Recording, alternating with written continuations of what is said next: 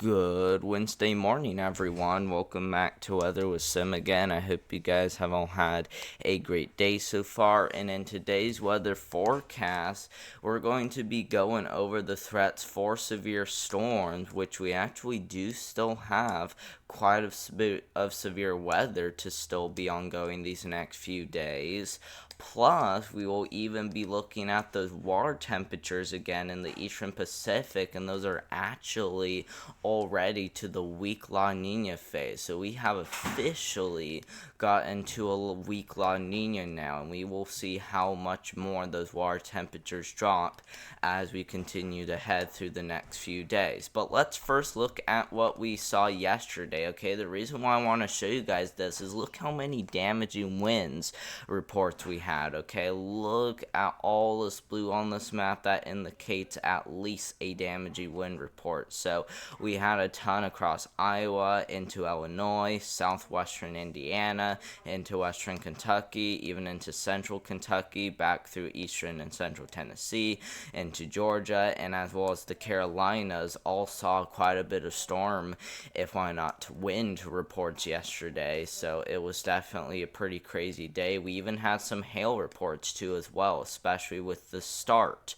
of the line of storms up here towards Iowa before it moved down. So like I said, we did see some large hail with the start of the line of storms yesterday as it started developing in Iowa, and then it mainly turned into a damaging wind event, as you can see. So definitely pretty rough for sure across the Iowa area yesterday.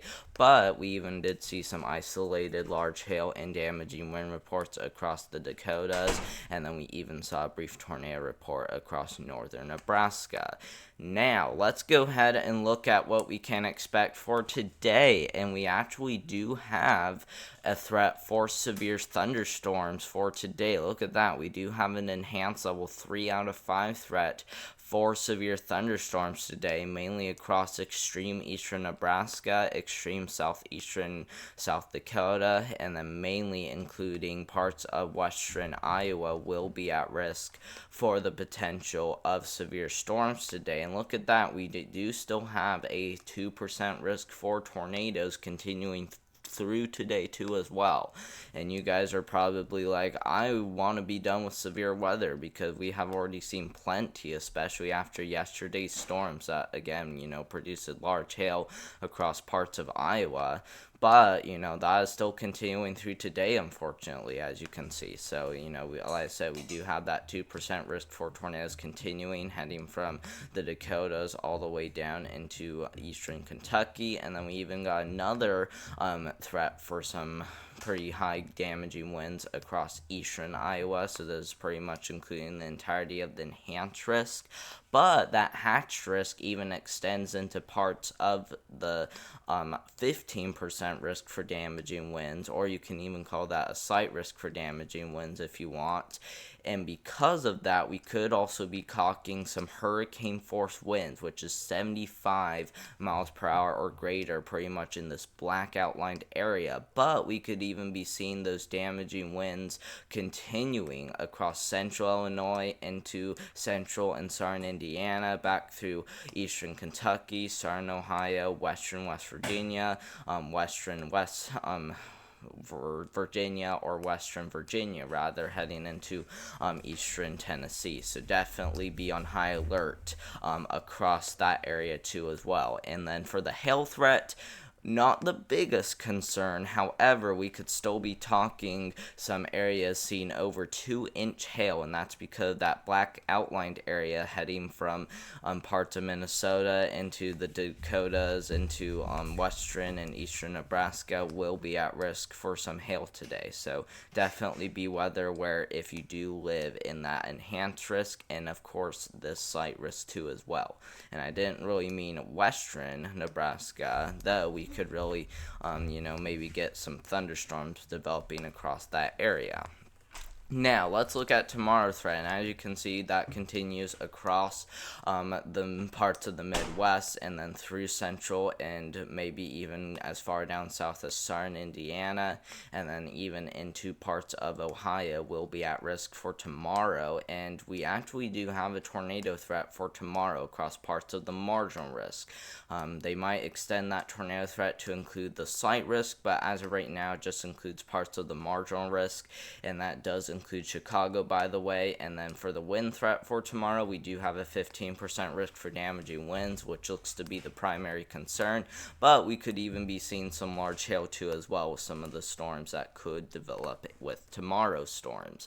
Now, let's look at day 3 finally, which will be for Friday this week. As you can see, we do have that marginal risk continuing across the Carolinas into the Mid-Atlantic and still continuing through the lower Ohio Valley, but I wouldn't be surprised if we did see an embedded slight risk to where it included West Virginia, maybe Eastern Kentucky, and as well as North Carolina. So somewhere in that area could have an embedded slight risk, and that's something to be on high alert for. So definitely be paying attention to these storms as we do head into Friday. Now, let's look at the flood risk, okay? For today, we do have that slight risk for flash flooding heading from Minnesota through Iowa into northern and central Illinois, central Indiana, and then through central and eastern Kentucky, and then into a little bit there of northern Tennessee will be at risk for flash flooding today.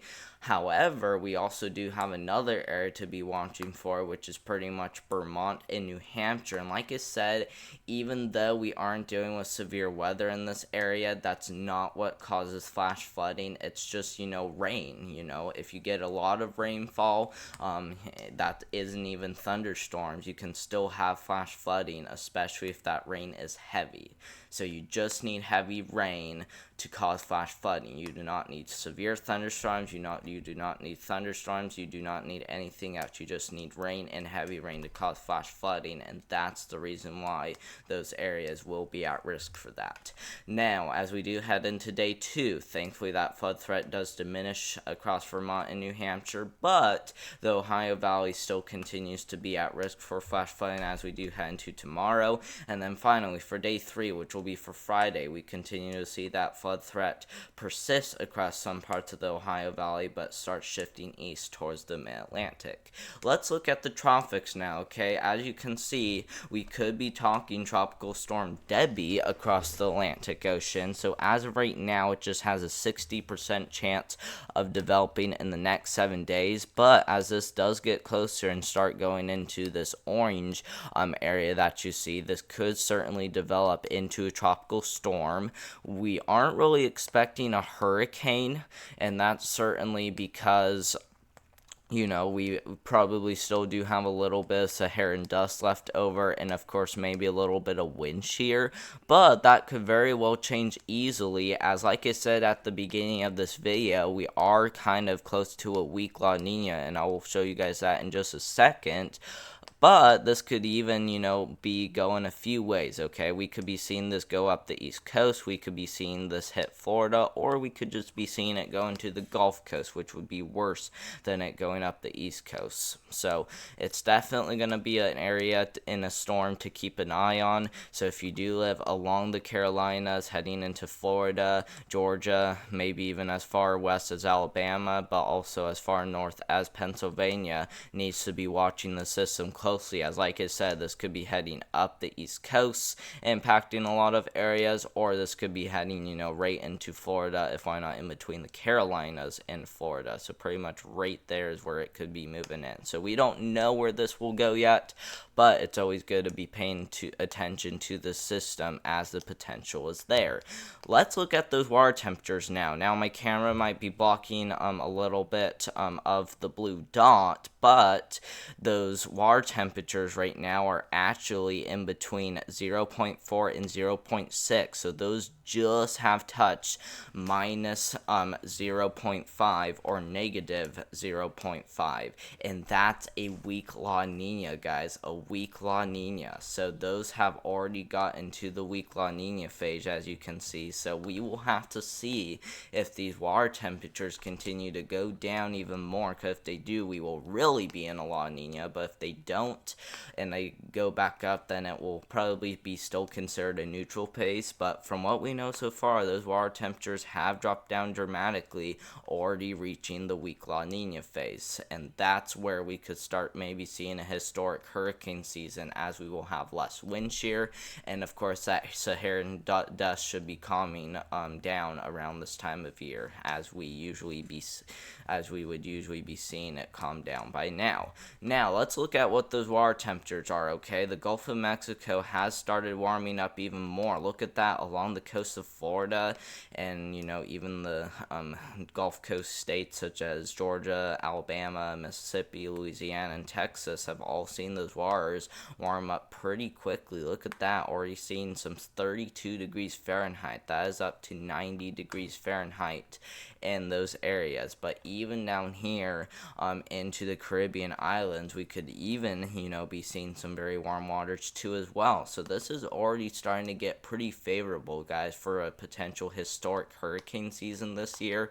And I know we kind of and I know we are getting close to the middle of hurricane season, which it would usually start getting active by now. But, as we continue to head into the middle of August, that's where we might even see, 7 hurricanes at once. Because, like I said, conditions are already getting very favorable for hurricanes. And because of that, we could really be talking a lot of hurricanes at once, which isn't likely, but it isn't ruled out, because those conditions are just going to be too favorable for a lot of, development. So it's definitely going to be something that we do need to be keeping an eye on. But thank you guys very much for watching. I hope you guys did enjoy today's weather forecast. If you guys do have any questions about the tropics, or if you do need help figuring out what the weather will be, make sure to leave a comment down below, and I will give you guys your weather forecast for your area if you would like. But don't forget to like and subscribe down below. And again, I really do appreciate you guys getting me up to 270 subscribers. And now I'm a few subscribers above 270 now, which again, I really do appreciate. But if you guys will continue subscribing to my YouTube channel, that will be awesome. And like I said, my goal is to try to get up to 500 subscribers before fall. So we only got a few months to do that. So like I said, continue subscribing to my channel, and I will absolutely appreciate it. And also don't forget to like down below, and of course, subscribe if you haven't already.